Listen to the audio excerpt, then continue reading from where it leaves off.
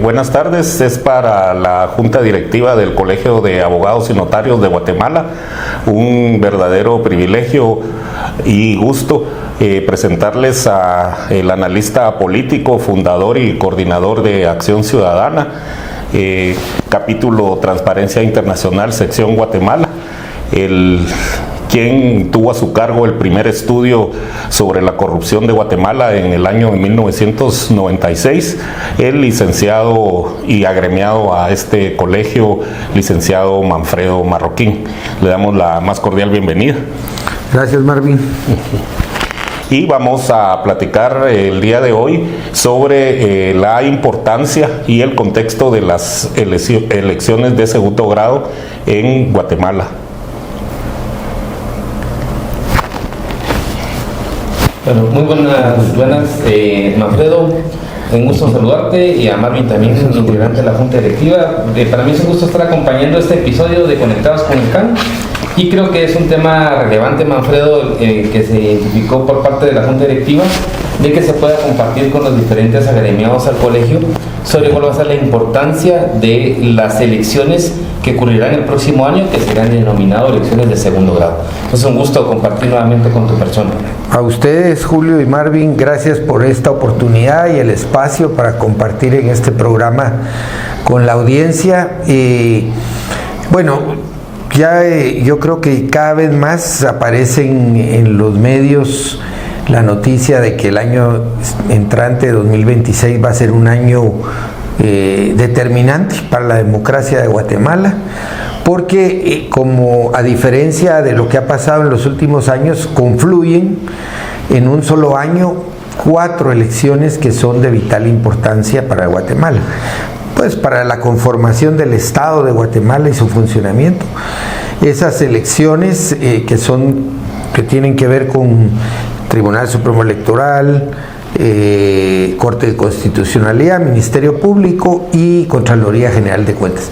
Como todos sabemos, estas son instancias o instituciones de control, de auditoría en el caso de la Contraloría, y dependiendo de ese funcionamiento, pues nuestra calidad democrática como país pues depende de su desempeño, de qué tan buen o mal trabajo hagan estas instituciones, y por eso esta vez que confluyen, porque es primera vez que confluyen todas en un año, en los últimos 25 años, es que tenemos que llamar la atención de la ciudadanía y decirles, miren, de estas elecciones depende el futuro democrático del país, tan importante como una elección para presidente, para Congreso, para alcalde. Porque recordemos que pues las elecciones de presidencia es solo un organismo, es el Ejecutivo, pero estas elecciones conforman otros poderes del Estado tan importantes como ese. ¿Vale? Gracias, Manfredo. En este entorno, ubicándonos, digamos, en el rol de los agremiados de nuestro colegio, ¿qué entendemos por elecciones de segundo grado en el contexto político e institucional guatemalteco? Pues estas elecciones, como decía, creo que van a calificar la democracia que tenemos hoy. Tenemos una democracia con amenazas, debilitada. Hay muchas instituciones que están cooptadas, sobre todo estas de control institucional, y esa cooptación ha debilitado mucho la democracia en Guatemala, y por eso la importancia de que estas elecciones, porque son 4 elecciones, sean monitoreadas en su transparencia. Queremos elecciones que sean lo más íntegras posible, para que de ahí salgan los mejores perfiles para dirigir esas instituciones.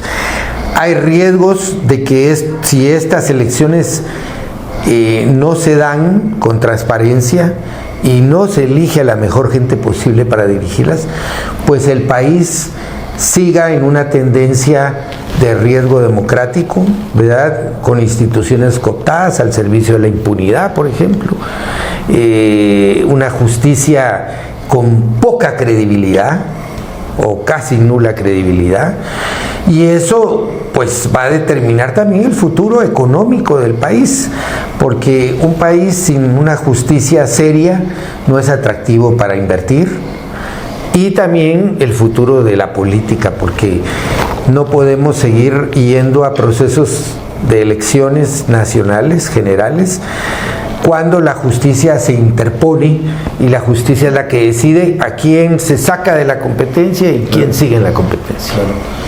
Y aprovechando esto, Manfredo, que estás marcando sobre la amenaza, los riesgos, digamos, bajo tu experiencia, que también has estado monitoreando otros procesos, este tema también ha sido de una u otra manera, o va a ser también observado por entidades internacionales. Sí. Se habla de dos misiones, de la misión de la OEA, que precisamente en estos días está visitando los diferentes órganos del Estado, de la República, Ejecutivo y otras entidades. Y hay también otra misión de expertos que de una u otra manera, vinculados a procesos de transparencia, también le han puesto atención.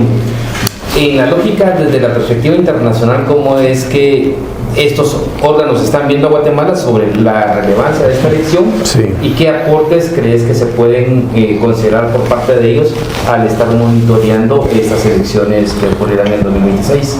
Bueno, eso es muy importante, Julio, este tema, porque es primera vez desde que se dan estas elecciones a partir de la nueva constitución que tenemos, la reforma constitucional del 93, la ley que se postergó, se emitió después de la ley de comisiones de postulación. Es la primera vez que hay una observación internacional de estos procesos. Claro. ¿Y por qué? Precisamente porque internacionalmente ya se vio que el riesgo para la democracia en Guatemala está focalizado en estas instituciones, de que estas instituciones no están actuando con independencia, con objetividad, y eso pone en riesgo la democracia, y porque han habido intentos de incluso el colmo de querer anular las elecciones, querer anular la voluntad popular, claro, mediante fallos judiciales. Y eso ya lo vio toda la comunidad internacional, y por eso han desplegado estas dos misiones de observación, que yo creo que van a ser muy importantes, porque ojalá y eso sea un, digamos, disuasivo para que no se repitan los vicios que ha ocurrido en las elecciones pasadas. ¿Cuál, Manfredo, consideras que debería de ser el rol o el papel, más allá de lo jurídico, que desempeña el Colegio de Abogados y Notarios de Guatemala en esta elección de representantes ante las comisiones de postulación? Bueno, ya que estamos acá en la casa de los abogados, en el Colegio de Abogados, yo creo que bueno, el colegio es un actor central, porque tiene participación directa, por lo menos en 3 de esos 4 procesos, y yo creo que carga con una responsabilidad muy grande, y es una responsabilidad que por omisión o por acción, pues tiene esa rendición de cuentas también frente a la sociedad, de ser cómplice si las cosas salen mal, o ser un actor que contribuye a recuperar la institucionalidad democrática en el país. Yo creo que ese es el desafío en el que se mueve el Colegio de Abogados. Creo que en las pasadas elecciones ha dejado mucho que desear el rol del colegio, sobre todo por omisión, por no hacer pronunciamientos sobre vicios que se han dado en estos procesos. Y entonces yo creo que hoy es un parteaguas. Yo creo que el hecho de tener este programa, por ejemplo, en el Colegio de Abogados, ya es una señal esperanzadora de que es un colegio que está apostando por fortalecimiento de la recuperación democrática del país. Y por eso nos sentimos pues aquí cómodos estando en este programa, porque en otros contextos pasados no teníamos esta apertura. Claro, claro. Yo creo que tal vez, Marín y Manfredo, sería importante para los agremiados, ¿verdad?, entender que en este proceso de elecciones directamente el colegio tendrá que escoger a un delegado que integrará la comisión de postulación para el Tribunal Supremo Electoral, que son 5, ¿verdad? El rector de la Universidad de San Carlos, el decano de la Facultad de Derecho, un representante de los rectores de las universidades privadas y un representante de las facultades de Ciencias Jurídicas y Sociales de estas universidades privadas, y obviamente un representante que será electo por la Asamblea por parte del Colegio de Abogados. Y luego el otro proceso está vinculado al tema de la Corte Constitucional, que es directamente la elección de magistrado titular y suplente dentro de las planillas, y la participación en este caso de la presidenta de la Junta Directiva y del Tribunal de Honor en la comisión de postulación para fiscal general, que ese es el elemento clave, ¿verdad?, que tendremos como participación gremial en este proceso. Gracias. A mí me gustaría ya ir aterrizando, digamos, uno por uno, porque son, a pesar que van juntos casi en fechas, son dinámicas e instancias diferentes. En el caso, el más inmediato, que es el caso del Tribunal Supremo Electoral, ¿cómo impacta la legitimidad de los futuros procesos electorales en Guatemala este proceso?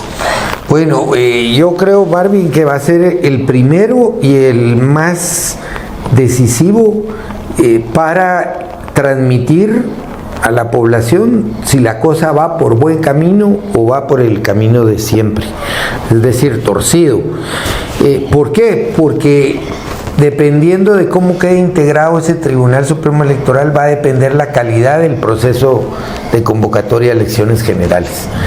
Entonces sí confiamos en que, por ser una comisión además de postulación de solo 5 integrantes, pues esos 5 garanticen que haya un listado de 20 profesionales que tienen que llegar al Congreso, que tengan ese perfil idóneo para reconstruir una institución que está colapsada hoy en día, el Tribunal Supremo Electoral, producto de esos manoseos que han habido.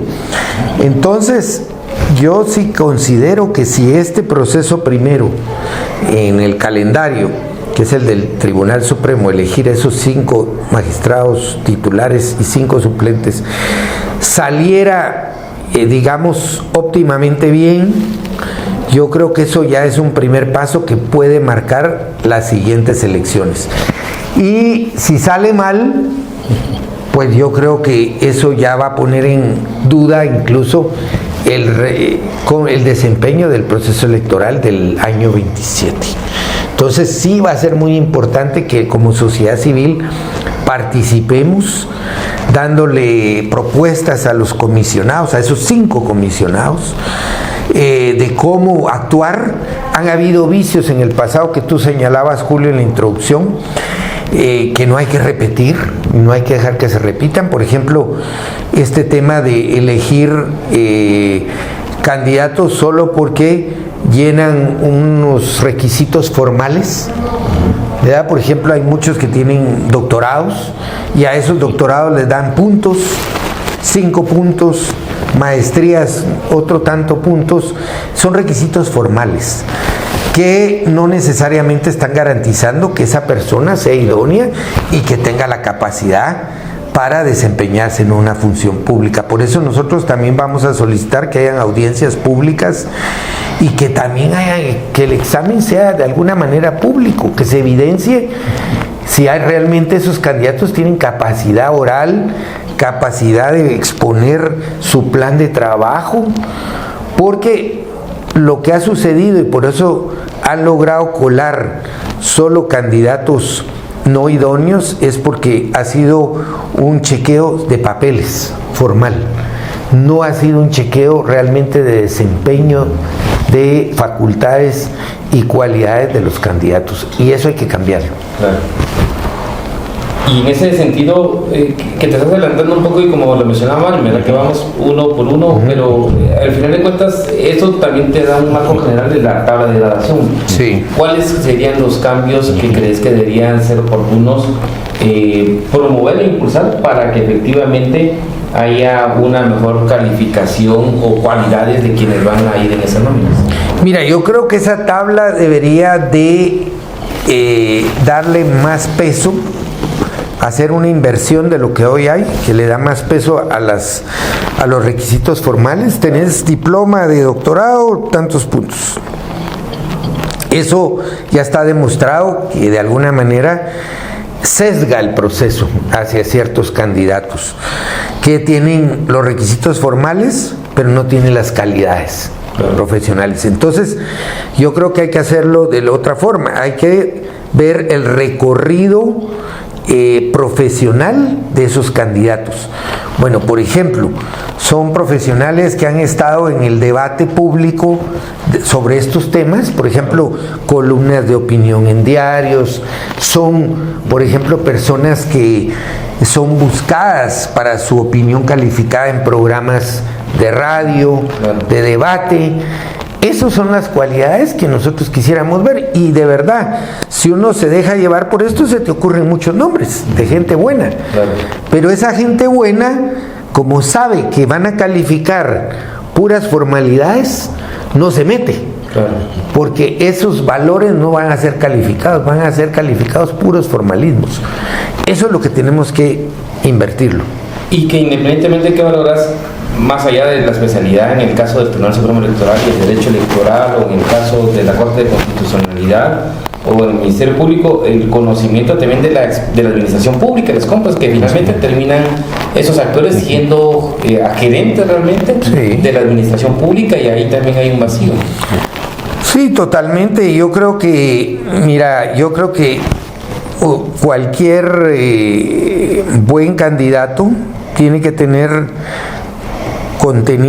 conocimiento de contenidos mínimos de su área especializada, sea derecho penal, sea derecho electoral, sea derecho constitucional, en estos tres casos, pero también tiene que tener nociones de cómo va a reconstruir las instituciones, y eso ya tiene que ver con gerencia. Vea, por ejemplo, tenemos un Tribunal Supremo Electoral que yo recuerdo muy bien. Hace 20 años, 25, hacía elecciones con 300 personas. Ahora, yo creo que pasan las 2000. O sea, ¿por qué? Porque se empezaron a dar plazas para complacer diputados, complacer funcionarios públicos. Antes solo había un delegado del tribunal en cada departamento. Ahora hay un gran número. Y la calidad de las elecciones no es mejor. Cada vez son más cuestionadas. Sí, es correcto. Entonces ahí entra la parte gerencial. Por ejemplo, decir, miren, yo no necesito 3,000 gentes para hacer este trabajo. Yo me comprometo a hacer un proceso de depuración y selección de mi personal para que no pase tanto. Esas son acciones concretas que deberíamos de escuchar de los candidatos. Bueno, el siguiente tema sería, en este caso, la importancia de la elección de los magistrados de la Corte de Constitucionalidad, siendo este organismo, digamos, de un alto valor estratégico para mantener el equilibrio democrático. Entonces, ¿qué nos podías aportar desde ese análisis en el caso de la Corte? Mira, yo creo que la Corte, la verdad es que ha perdido mucho su rumbo. Es una Corte de Constitucionalidad que en esta última magistratura más bien ellos están redactando una nueva constitución, porque muchos de sus fallos ni siquiera son apegados a esa constitución, sino inventan otra cosa. Y yo diría que esa Corte estamos como en los últimos momentos para recuperarla y para que sea integrada por gente realmente que no se le cuestione su independencia. Ese es el gran problema de ahorita de las Cortes, que son percibidas como parciales, como parte de un grupo, y eso es lo que, con eso ganaríamos mucho. Porque ya hay voces que hablan, bueno, necesitamos una reforma constitucional porque no están funcionando las instituciones como deben, entre ellas la Corte de Constitucionalidad, que al final decide todo, es la última palabra en temas jurisdiccionales. Entonces, yo te diría que con que logremos que lleguen 5 magistrados percibidos con independencia, ojalá que no repitan los mismos que hay ahora. Esa es otra condición, creo yo, para que se dé esa nueva imagen de CC que necesitamos. Claro. Y en esta dinámica, porque porque digamos es el punto central, ¿no? Como decías, hay críticas a que están reescribiendo la Constitución, están llegando hasta establecer elementos procedimentales, transgrediendo inclusive la misma naturaleza de leyes orgánicas de los organismos del Estado. ¿Cómo crees que debería generarse ese debate dentro del Colegio de Abogados para determinar qué perfiles son o serían los más competentes o los más idóneos para que puedan asumir esa representación? Bueno, yo creo que ahí es una de las tareas, Julio, más importantes del colegio, que es promover este debate. Yo sí creo que el colegio debería ir, por ejemplo, a todas las universidades del país, hacerle conciencia a los estudiantes de las facultades de Derecho la importancia que tienen estos procesos para recuperar nuestras instituciones. Y el colegio no debería invitar al debate a los estudiantes, a gente joven, a gente nueva, sangre nueva, que se interese para que sean garantes de que este proceso va a ser íntegro, estos procesos. Yo creo que ahí el colegio le ha hecho falta ser más proactivo en llegar a esos públicos para que haya una masa crítica que pueda calificar estos procesos y que si mira que hay muchos vicios en el proceso, pues demande que se repitan, que se anulen, no sé, pero no estar conformes con lo que vaya saliendo. Yo creo que ahí sí necesitamos un colegio más proactivo. Y siguiendo en la dinámica, pues en el caso de la importancia de la elección en el Ministerio Público, siendo el ente encargado de la investigación penal en nuestro país.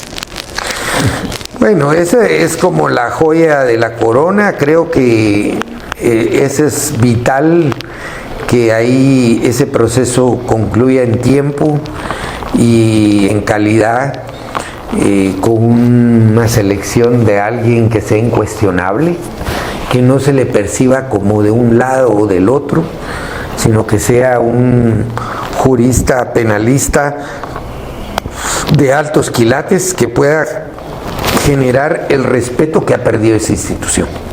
Esa es la condición mínima, tener un profesional penalista que nadie dude que tiene esa capacidad de rescatar la institución que se ha perdido, que ha perdido su norte, porque se ha vuelto más un instrumento de político que otra cosa. Y yo sí creo que ese es como el mínimo que deberíamos de esperar, un profesional incuestionable que no sea percibido instrumento de ningún sector. Y en esta dinámica hacia el tema del Ministerio Público, bueno, fue mucho el debate, como marcabas al inicio, por ejemplo, entre la meritocracia, ¿verdad?, que obligaron a la Comisión de Postulación a considerar actores que hoy están en el Ministerio Público. Pero la pregunta sería un poco, digamos, ¿qué elementos crees que son como los que habría que tratar de vigilar y que no se repitan en los procesos de la conformación de las mismas comisiones de postulación? Vimos en el tema de la Corte Suprema de Justicia que había un gran debate, inclusive en los lugares donde se reunían o no se reunían. Y al final de cuentas terminan siendo también procesos de retardo para ir, digamos, cerrando los plazos de igual manera al vencimiento constitucional. Que de igual manera eso es también como una amenaza. ¿Qué elementos crees que en particular, y sobre todo que fue muy evidente en la Comisión de Postulación para Fiscal General, debería de tenerse una acción más proactiva de evitar esos errores en función a anteriores procesos? Mira, yo creo que hoy hay una diferencia de contexto, a diferencia de esas experiencias. Una es que todos los planetas estaban alineados en esos momentos frente a grupos de poder que compartían la misma agenda. Entonces, obviamente, en este caso, como no se seleccionó a los favoritos, la Corte Constitucional obligó a incorporar a esos favoritos. Entonces ahí había un alineamiento que hoy no existe. Pues no están esos alineamientos no están así tan claros. Tenemos un gobierno que es nuevo, relativamente nuevo, ya no tanto, que, digamos, no está alineado en este contexto de instituciones, y eso creo que le da oxígeno a los procesos para que no se repitan esas yo diría, ya no son vicios, sino esos abusos de imposición de candidatos incluso, que vimos en el pasado. Entonces yo te diría que el contexto que tenemos hoy es un poquito más favorable a que no se repitan esos abusos tan drásticos como se dieron en el pasado. Y la otra elección, no menos importante, ¿verdad? Porque es el ente encargado de fiscalizar el uso de los gastos del presupuesto público, es el caso de la Contraloría General de Cuentas. Lastimosamente, si todos estos procesos, digamos, son de poca atención por parte de la ciudadanía, porque son complejos, son enredados, eso de comisiones de postulación, cómo se elige cada uno, ese es tal vez el que menos atención recibe, porque, bueno, ahí no participan los abogados, ahí son los contadores y auditores públicos, y yo te diría que es el proceso como más opaco, y es el proceso que más riesgos para mí tiene de volverse a repetir lo mismo. En ese proceso miro yo más riesgos de que se repita lo mismo, porque la Contraloría, lejos de ser un instrumento de transparencia, es un instrumento político para solapar a unos y para perseguir a otros, y lamentablemente es otra institución que, si uno ve la planilla, se ha engordado por 5, por 7, por 8 veces el número de empleados, dando plazas a los congresistas que al final son los que van a elegir al próximo. Entonces ahí hay un juego de dame y te doy, o te doy y me das. Ahí ya está muy adelantado y jugadas las cartas para que, por lo menos algunas condiciones, para que repitan los mismos que están al mando hoy de la Contraloría. Eso es lo que hay que evitar, destapar todo eso, porque yo creo que sí tenemos que tratar de hacer un intento serio de recuperar esa institución, porque si esa institución funcionara, el país no perdería tantos recursos en corrupción. Y como mencionabas al inicio, al final hay toda una conexión, porque por ejemplo está el Tribunal Supremo Electoral que marca las reglas hacia la próxima elección, que tiene que ver con el caso de la Contraloría por el otorgamiento del finiquito, ¿verdad? Y que tiene que ver con el caso, por ejemplo, de la constitucionalidad por el tema de los amparos. Digamos, haciendo una perspectiva, Manfredo, más allá de repente también de pasar un poquito y dejar en la parte final alguna propuesta concreta hacia el agremiado, pero digamos, si funcionaran bien los controles, ¿qué riesgo, o sea, qué avances tendría el país? Y si es totalmente lo contrario, también cuál es el riesgo que se encuentra el país. Mira, yo creo que Guatemala es un país con un potencial inmenso. O sea, podría ser una potencia, y sin exagerar, una potencia media en términos económicos, por ejemplo, porque es un país que tiene un territorio muy rico, o sea, producimos muchos alimentos, productos, tenemos una posición estratégica muy importante, o sea, 2 océanos, cerca de la principal economía del mundo, vecinos de la treceava economía del mundo. Entonces tenemos gente joven con edad de trabajar, pero ¿qué nos está impidiendo ese desarrollo? Esa infuncionalidad de las instituciones públicas y sobre todo de las de justicia.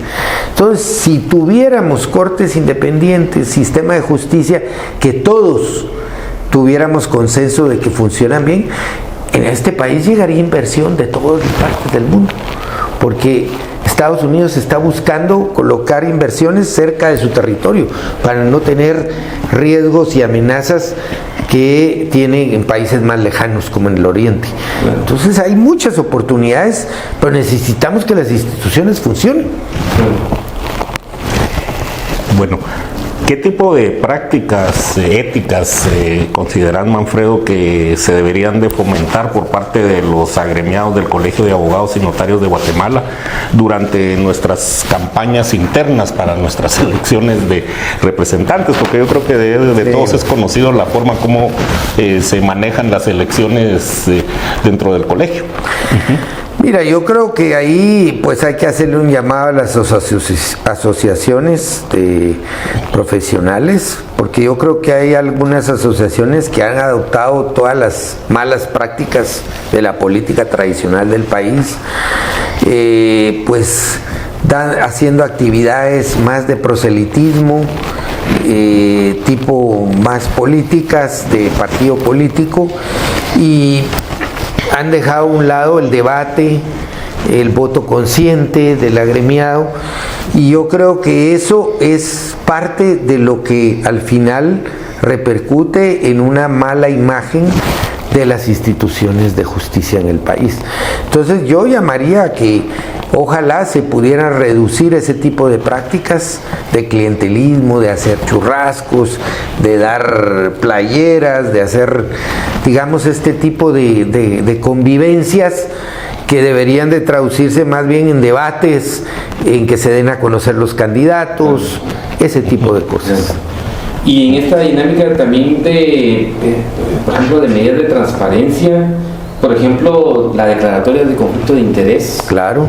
O inclusive el tema, como lo señalabas, el tema de los planes de trabajo, como lo es, que debería ser también como un punto al agremiado que debería de servir como un proceso de calificación, más allá de las prácticas que ya has comentado, que son como los vicios que se han marcado en el gremio.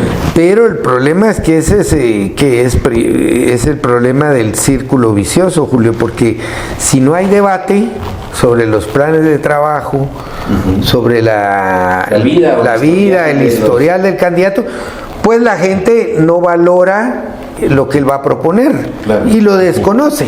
Entonces va a ir a votar porque este representa al grupo de cuates, al que me jaló, al que me trajo, al que me invitó al churrasco, al que esto. O al que permitió mi grabación. Sí, entonces se generan unas afinidades que son negativas para romper con todos los vicios que ha tenido las elecciones pasadas. Bueno, dentro de la estructura del Colegio de Abogados y Notarios, digamos, hay un sector que está creciendo, que es el sector de ciencias afines. De los alrededor de 50,000 agremiados, hay más o menos 5,000 criminólogos, criminalistas, sociólogos, politólogos, licenciados en ciencias policiales. ¿Cuál es desde tu perspectiva el aporte que puede dar este gremio que está incluido dentro de los agremiados del Colegio de Abogados y Notarios de Guatemala en estas elecciones de segundo grado?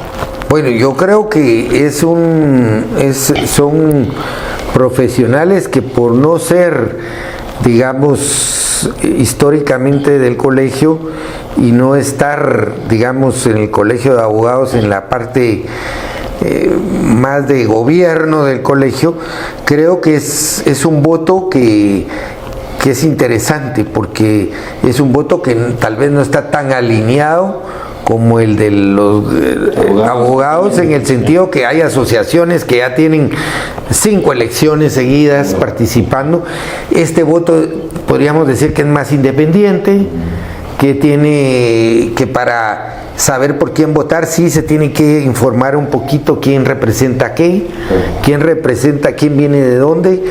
Yo diría que ese voto va a influir mucho en los resultados de las próximas elecciones, y ojalá que así sea.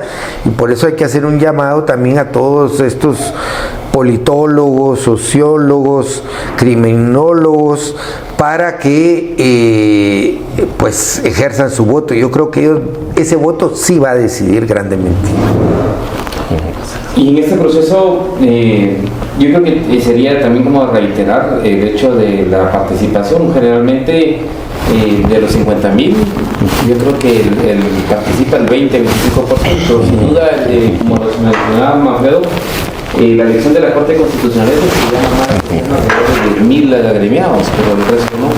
Y creo que en esta dinámica, aparte de ciencias afines como conciencia, debería ser también que, sobre todo hay una generación ya, digamos, que está alrededor de 10, 15, 20 años de ejercicio del gremio que se ha abstenido por las prácticas, y yo creo que más bien hoy la idea sería invitarlos a ellos a que jueguen un papel más crítico y más participativo para los procesos que tendrán que convocarse prontamente.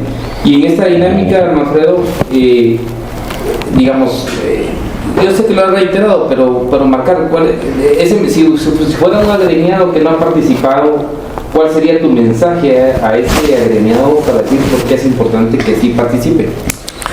Bueno, yo le diría que es una oportunidad única en la historia reciente de Guatemala, porque va a tener oportunidad de estar en 3 procesos diferentes, para ser parte, si queremos seguir en la misma Guatemala que tenemos hoy en día, ¿verdad? Con instituciones débiles, manoseadas, cortadas, o si quiere ser parte de la renovación democrática del país, porque es una oportunidad para recuperar la democracia que estamos perdiendo. Porque en la medida que las instituciones se debilitan, el país está en mayor riesgo de caer en una autocracia, en una dictadura. Y ese es el llamado que yo les hago. ¿Ustedes quieren vivir en una dictadura o quieren darse la oportunidad de seguir siendo una democracia, que sea una cara presentable en el mundo, que tenga viabilidad económica para que todos en el futuro podamos tener mejores empleos, mejores ingresos, mejores oportunidades? O sea, lo que se está jugando es el futuro del país. Y por eso el llamado es a que, siendo un sector privilegiado de la población, que ha logrado una conquista académica que no todo el mundo lo logra en Guatemala, hay muy pocos, pues usen esa oportunidad que tienen para ser parte del cambio positivo para Guatemala. Ahí. ¿Y cuál sería el llamado, Manfredo? Digamos, ya vimos la parte del agremiado, pero para los actores que van a integrar y formarán parte de estas comisiones de postulación. Bueno, yo creo que ahí hay una responsabilidad muy grande de las universidades también. Las universidades, tanto la pública como las privadas, y de los estudiantes que se involucren. Por eso decía yo, el colegio podría proactivamente ir a generar estos foros, debates con los estudiantes de Derecho de las universidades, porque las universidades, se supone que estos procesos están en manos de la élite académica. Y si salen mal, entonces, ¿de qué élite académica estamos hablando? ¿Cuál es la calidad de esa élite académica? Así es. Entonces, ese es lo que tenemos que llamar la atención a las universidades, pues que si son centros de conocimiento, que lo apliquen y que no lo ignoren como ha sido en las veces pasadas. Y esa relación, de igual manera, estos electores con sociedad civil, porque también a veces también se ve un tema como de incomodidad, desde la lógica de la experiencia que también han tenido las organizaciones de sociedad civil, ¿cómo crees que van o pueden dar, digamos, de una forma aportes para que efectivamente quienes van a tomar las decisiones de integrar estas comisiones de postulación utilicen las herramientas que también les podría facilitar sociedad civil? Sí, mira, yo creo que hay toda una, como se dice ahora, una narrativa de que la sociedad civil ideológicamente tiene un sesgo hacia un lado, y yo creo que ahí hay obviamente hay intereses de estigmatizar eso, pero la mayoría de las organizaciones de la sociedad civil lo que quieren es ver un proceso que dé como resultado profesionales competentes e íntegros al frente de las instituciones. Eso es lo que nos interesa. No nos interesa si son de derecha o de izquierda. Cada quien puede tener su visión ideológica, pero que sea gente que no responde a intereses de grupo que solo buscan protección del sistema, impunidad, y granjearse, digamos, privilegios. Eso es lo que no se quiere, porque solo así va a salir Guatemala adelante, porque si no, Guatemala va a seguir atrapada entre esos intereses que no dejan que que este globo, que podría ser un globo que se eleve muy alto, quede anclado porque tiene esas ataduras que no lo dejan subir hasta donde puede llegar. Sí. En el caso, ya que hablamos de la sociedad civil, también hay otro actor muy importante que son los medios de comunicación, y en este caso un poco en la vigilancia de estos procesos de elección, en la transparencia, en coadyuvar a que sean públicos. ¿Cuál es el rol que debe de jugar los medios de comunicación? Mira, yo creo que los medios, hay que decir que también a los medios les cuesta seguir el pulso de estos procesos porque son muy complejos, y el gremio de periodístico tampoco está como en los mejores tiempos. Hay muchas restricciones económicas.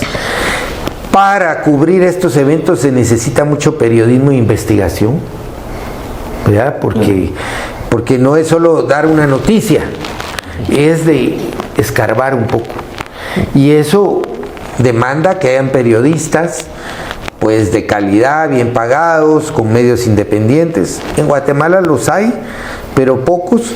Pero yo creo que con lo que hay tenemos suficiente para garantizarnos que vayan a salir a luz todos aquellos hechos que puedan enturbiar o dañar los procesos en su integridad. Correcto. Bueno, yo creo que ya estamos en la parte del cierre del episodio. Gracias. ¿Qué elementos crees que de repente no consideramos, pero crees que son vitales terminar de valorar antes del cierre de este episodio? Bueno, yo creo que el elemento central es que el año 26 Guatemala se juega, y no es exagerar, se juega su futuro democrático.